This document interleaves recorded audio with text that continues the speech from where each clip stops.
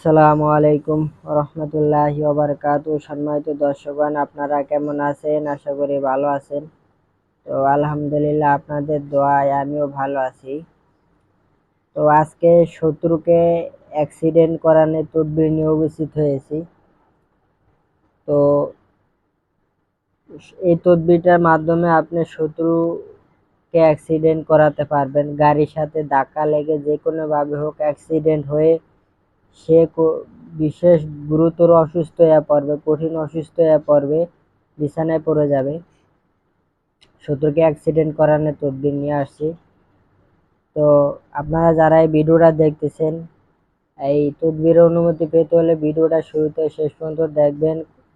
ভিডিওতে একটা লাইক করবেন, অন্য ভাইদের উপকারের জন্য শেয়ার করে দেবেন, তাহলেই হবে। তাহলে অনুমতি পেয়ে যাবেন। আর ভালো লাগলে একটা কমেন্ট করে যাবেন আপনাদের আমলটা আপনার কেমন লাগছে। তো এটার এটা আমলকারীর মানে এটার প্রথম যে ইয়াটা আছে ওটা অপর পৃষ্ঠায়। তো আমি এটা নিয়ম কারণ বেশি যে পৃষ্ঠা আছে ওই পৃষ্ঠায় চলে আসছি। এই যে এখানে প্রথম এই যে লেখা আছে শত্রুকে অ্যাক্সিডেন্ট করানোর এক আমল। এই আমলের ফলে শত্রু যে কোনো যানবাহনের সাথে ধাক্কা লেগে গুরুতর অসুস্থ হয়ে যাবে। অন্যায়ভাবে এই আমল করলে আমলকারী বড় ধরনের ক্ষতির আশঙ্কা রয়েছে। আপনি যদি অন্যায়ভাবে কাউকে ক্ষতি করার জন্য এটা করেন, তাহলে যে আমল করবে তারই ক্ষতি হওয়ার সম্ভাবনা রয়েছে। তো সম্মানিত দর্শকগণ, তদবিরটা করার নিয়ম হলো নিচের নকশাটি পাক পবিত্র হয়ে নির্জন স্থানে বসে জায়নামাজে বসে শত্রু দমনের নিয়ত করবেন।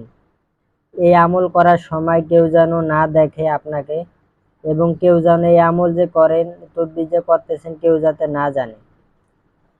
হ্যাঁ, আর এই তদবির লেখার পূর্বে আস্তাগফিরুল্লাহ 3 বার বলবেন এবং 3 বার দুরূদ ইব্রাহিম পাঠ করে আল্লাহর কাছে শত্রু দমনের ও ধ্বংসের নিয়ত করে নেবেন।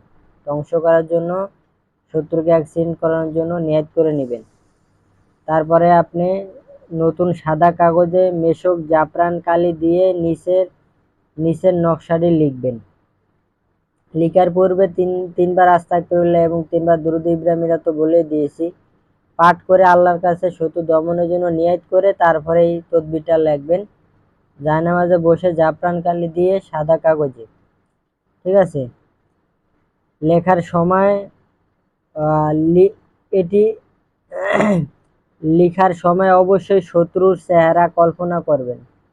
নিচের নকশার নিচে শত্রুর নাম ও পিতার নাম লিখবেন।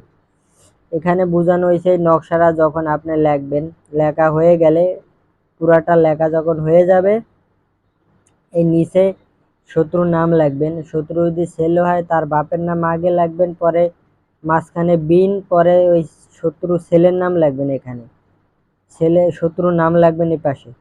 আর শত্রু যদি মেয়ে হয় তাহলে তার মার নাম আগে, মাঝখানে বর্ষিকারে বিন ন তয়কারেতে বিনতে লিখে পরে ওই মেয়ের নাম এখানে লিখবে। লেখা হয়ে গেলে, ঠিক আছে, লেখা শেষ হলে এটি ছোট করে বাস করে নেবেন। অষ্টধাতুর মাদলিতে ভরে ভারী যানবাহন যে রাস্তা দিয়ে চলাচল করে এবং শত্রুও সেই রাস্তা দিয়ে চলাচল করে, মানে যে রাস্তা দিয়ে শত্রু চলাচল করে, মানে গাড়িতে ভারী যানবাহন চলাচল করে বা গাড়িতে চলাচল করে যে রাস্তা দিয়ে শত্রু, ওই রাস্তার মাঝখানে আপনি এই তাবিজটা পুঁতে দিবেন। ঠিক আছে? পাকা হলে খুঁড়ে, লোহা দিয়ে বা যে কোনোভাবে হোক খুঁড়ে পুঁতে দিবেন, বা পাকা হলে যেভাবে হোক খুঁড়ে পুঁতে দিবেন, আর মাটি হলে তো ভালোই।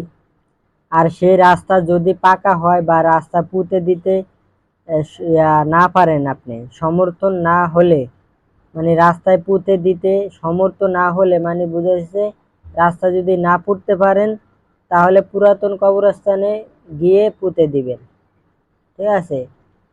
শত্রু চিরতরে ধ্বংস, বরবাদ, তাবা হয়ে যাবে। সেই সাথে কোনো যানবাহনের সাথে অ্যাক্সিডেন্ট করবে, সে ধ্বংস হয়ে যাবে এবং যানবাহন গাড়ির সাথে অ্যাক্সিডেন্ট করে সে পঙ্গু হয়ে যাবে বা অসুস্থ হয়ে পড়ে থাকবে। ঠিক আছে? তো আশা করি আমার কথা বুঝতে পারছেন। তো তো দুইটা করবেন, আশা করি ফায়দা পাবেন। ভিডিওটা শুরুতে শেষ পর্যন্ত ভালোভাবে দেখে নিয়ম ভালোভাবে জেনে কাজ করবেন, ইনশাল্লাহ ফল পাবেন। তো এতটুকুই। আসসালামু আলাইকুম রহমতুল্লাহি ওয়া বারাকাতুহু।